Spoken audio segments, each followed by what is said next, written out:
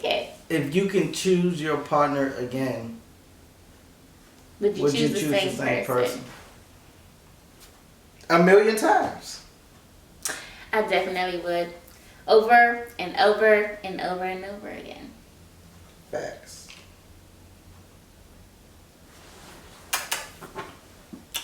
We began after the storm inside. Lay the land is just the morning light. We got everything. We began after the storm inside. Lay the land is just the morning. Hey guys, it's Molly and Be Will. Or Sonic, depending on who's watching. so yeah, we're gonna get into these relationship questions. Let's do it. Yeah. All right.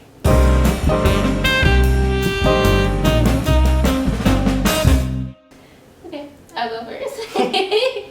My first impression of you was actually my best friend had like the biggest crush on him, and so she was like, "Yeah, that's him right here. They call him Sonic, and he's so cute." And I was like, "I mean, that's what you like. I mean, okay, I guess."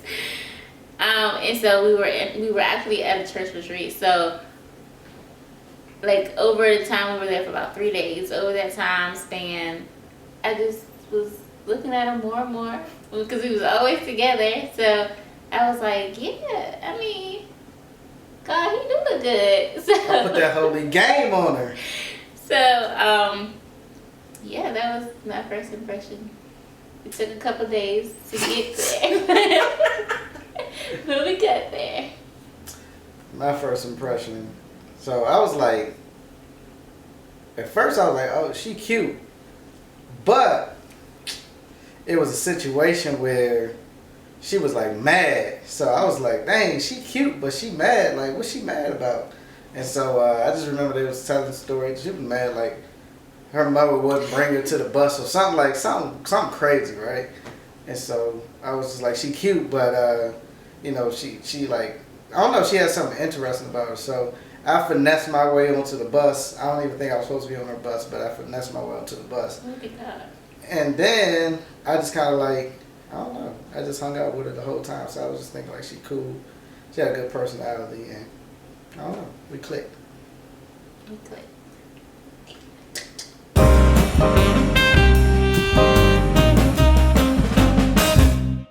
I would say, personally, I would say any anniversary.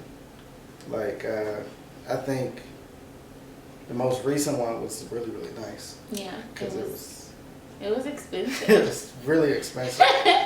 Like, really, really expensive. It was more expensive than what it had to be because it was in the middle of the pandemic. And Right. nobody was really trying to, you know, sell you a hotel or let you get a hotel. So it was like really, really expensive. Yeah. But that was memorable, and yeah, any anniversary, I think. I would say mine was finding out that I was pregnant with Soleil at first because we had just experienced a miscarriage a few months prior to that. So it made me feel good, the fact that I was actually able to have a child and there was nothing like really wrong with me. So that was, I can see that being the yeah, case. my best moment.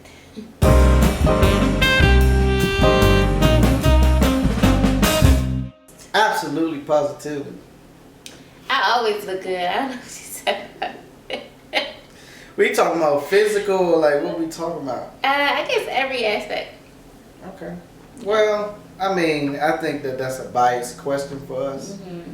because we was like, you know, we was like 12 years old when we got married for real. You know, we got married. We was like no. in the 7th grade. He was in the 8th grade. We was real young, so you know, we just kind of we ain't had no choice but to, you know, I guess have lows. Mm-hmm. like every low that a teenager or a person in their 20s can have. Yeah, we did we it together. experienced together. Yeah, so that's a biased question for us. Yeah, but Like, I couldn't imagine. Go ahead. No, go ahead. I couldn't imagine like being 30 years old, meeting you, and like I seen your cornrows for the first time. Like, Yeah. Yeah, so yeah, definitely he seen me at my worst. Like my straight back, cornrows, rocking my Bow Wow style, and taking out my tracks. Thank you. I for took that. out your tracks on our honeymoon. Yeah. Yeah, my head was hurting. I had the worst headache ever, so he took my tracks out. It was everything. So yeah, we definitely seen each other at our best and our worst. Yeah.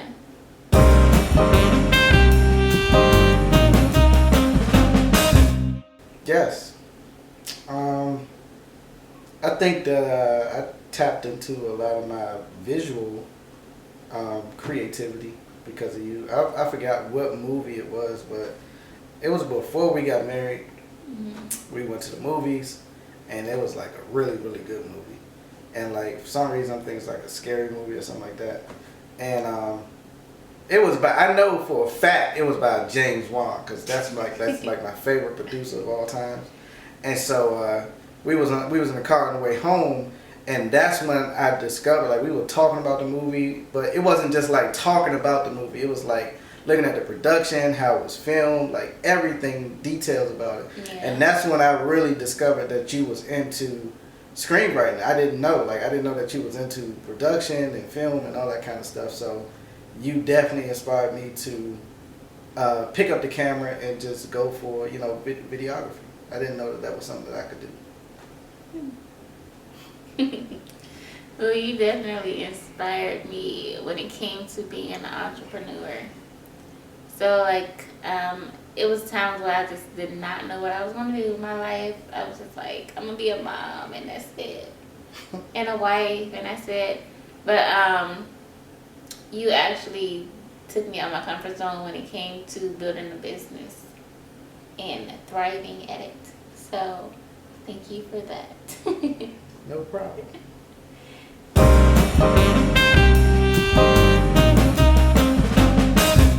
I say definitely no.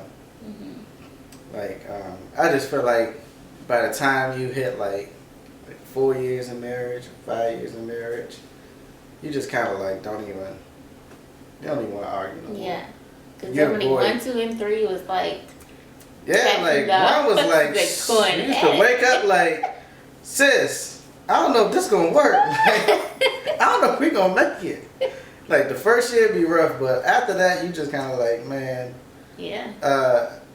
You just learn how to talk to each other, Mm-hmm. and in a way that's not like disrespectful, Right. in a way that's not even an argument, right? It's like, No, just a discussion. right. Talking about like what the issue is and letting the other person get their feelings out and you understanding what they I think that's important too. Yeah. I think one thing that we learned in marriage counseling, like premarital counseling, that we took with us is like when the person is telling you how they feel, your response should be, I understand why you feel that way, or something around that Yeah. nature, instead of like trying to defend your feelings Right. and not understand how they feel. Right. So yeah, it's not really arguments, I don't think. Yeah, we don't have any arguments at this point. Year 7, we're straight.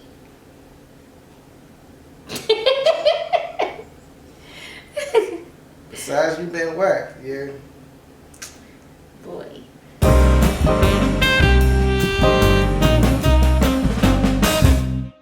No. It's not necessary, but it could be. Yeah. I think it could be. Like, now I feel like if you jealous, like, you gotta know yourself, and if you the jealous type, then you might not need to know everything, because an argument will get settled. But like, it's necessary for me to know certain things. Like I need to Define know. certain. What's certain? I need to know who your exes were Why? because I need to put a face to a name to the face, and if I see them out in public, I know who they are. What you gonna do? What you gonna do? Like when you see him, you gonna have a conversation with him? I might. It might. You know, I never know what's gonna happen. I can go up to them and be like, "So you cheated on my man." So what you gonna? So it's So you nothing gonna- gonna happen. You know, So you like. gonna try to fight somebody for something that happened 15 years ago? you hurt my man, so now. When he was 12 years Yeah. old, he told me what you Yeah. did to him. Mhm. Like what? No, but I feel like it depends on what you're trying to figure out. Cause like if you're dealing with a person that like let's say like you're in a relationship and your husband or wife, I'm not gonna be sexist here, but your husband or your wife cheated, right? You might need to know that you messing with somebody that cheated on somebody before, Right. or multiple times, right? Right. Somebody that the last 5 relationships they were in, they was the cheater, or they got cheated on. Or they got cheated on. Yeah. And I need to know if that's something, if somebody hurt you in the past like that. So if you All right, have a so let me trust swing issue- and ask this question: is that fair to, let's say you are in a relationship with somebody who cheated multiple times? Mhm. Is it fair to judge them based off their other relationships? I mean, me personally, no, but I'm sure for a lot of other women, yes, that is a factor because you just never know. That's true. Nobody wants to get their heart broken. Period. Women or men. That's true.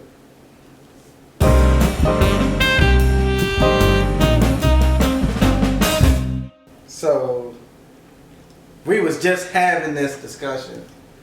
So why this is a funny question to me. Yeah. So basically, this is the situation. Let's say that your spouse, in my situation, my wife, is getting ready, or not even getting ready, but doing like, let's say she doing a hairstyle, or like she getting dressed. I feel like that if I don't like the outfit or the hairstyle, it's not my place to tell her what I don't like, because at the end of the day, I don't want to control like what she wear or how she wear her hair. Like that's not my business, right? Like that's not my business. I can't tell you what make you feel good. Like I'm gonna let you do you. Like, and then I'm gonna just hold tight. And then when the next outfit come around, I'm like, yeah, that's what I'm talking about. Yeah, no. Like, you can't have me stepping out looking busted and disgusted. But I mean, you I would never. Not gonna do that though. But I'm just saying, but I want to step out, hair, outfit, everything, looking good for my man. I want you to be like, yeah, that's my wife. That's mine, right there. Yeah. But I think that I can still do that without necessarily liking everything that you like. I mean, you can, but at the end of the day, okay, so this conversation started because of my hair, not this hair. Angel is a good hair. But, Angel? yeah, that's her name. But it started because I wanted him to be able to tell me what hairstyles he liked on me, like, what he preferred, because I want to look good for him. I'm not just doing my hair for myself. I'm doing it for my husband as well. But that's valid. But I still feel like I'm not that. I guess but it depends on the kind of guy you are too. But I'm not that particular to just be like I like the way that your head lean over to the side like that, or like I can't. Yes, he is. He like that. He like my hair to be straight with the middle part tucked behind my ear. All right, so listen.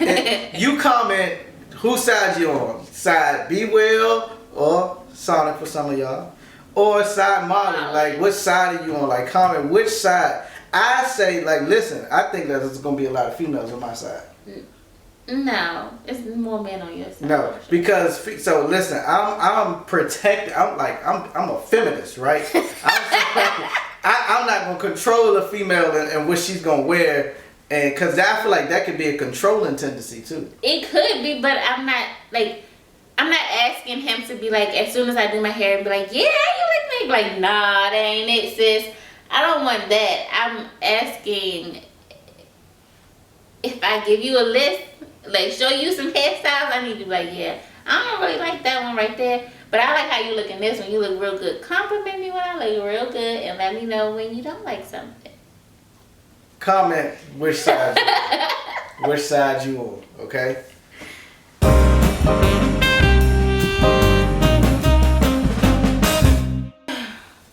Woo, that's a hard question. Will you say sorry to your partner even when it's not your fault? Okay, listen. All right, this is how you do this. Take notes, man. Take notes. Take your pad out and take some notes. So this is what you do. I say you should, but here's the whole reason why you should. You should not apologize for something that you did not do, but you can apologize for something that you made your partner feel.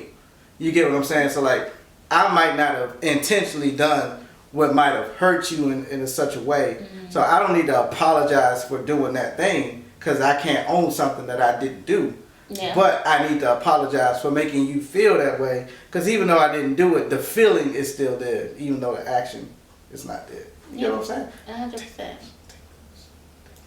I mean, I would definitely apologize for. Say the question one more time so I can say it the right way. Will you say sorry to your partner even though it's not your fault?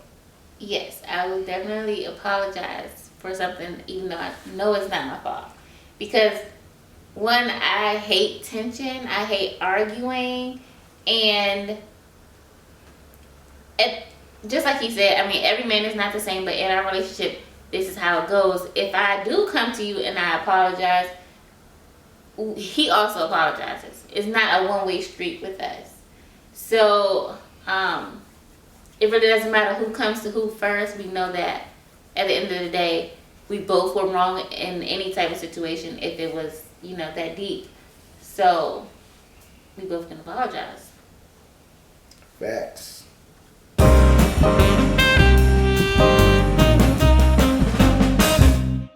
No. That's a good question for us. For us, yeah. Yeah, so basically it's a good question for us because when we first started dating, like my closest best friend was a female and her closest best friend was a male.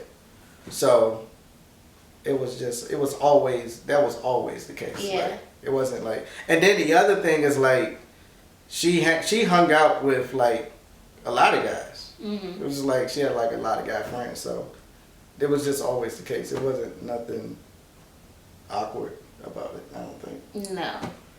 And we actually just became good friends with each other's best friends. So it was never awkward. Like her group of friends, it was a lot of them, but I didn't feel any type of way if he went around them because I know she had respect for me. And of course he had respect for me.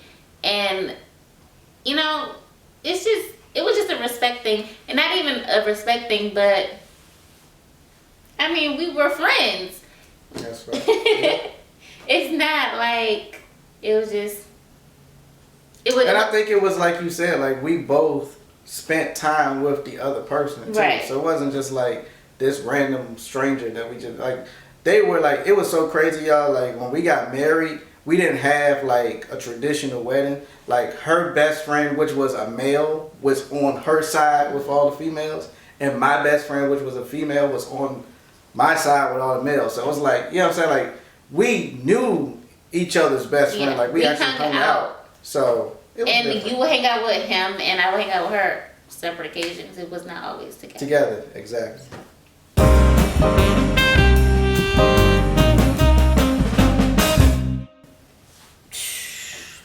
Man, when you hungry, I know for a fact you hungry. And you ain't got to say a word. I be like, all right, we got to go find something to eat. Like, that's that. I know when you hungry because you just get so irritated with me. The kids, A man's got to eat. You know what I'm saying? Like, a man's got to eat. I think that I can catch your feelings. Now to know exactly what Yeah. it is, that's the tricky part. Like, I don't think that's something that stands out. But what I can say, well, the way I read the question is like, if there was a disagreement that happened, I think that I have a good idea of how you might feel in this situation. Yeah. Not like so much like relating to how you feel, but just kind of know like what you feel about the situation. It don't even gotta be like something major. It can be like something as simple as like if we went to go look at a house, I can read your expression and be like, this ain't it. This ain't it. This not the one. Like, I can understand how you feel. Yeah.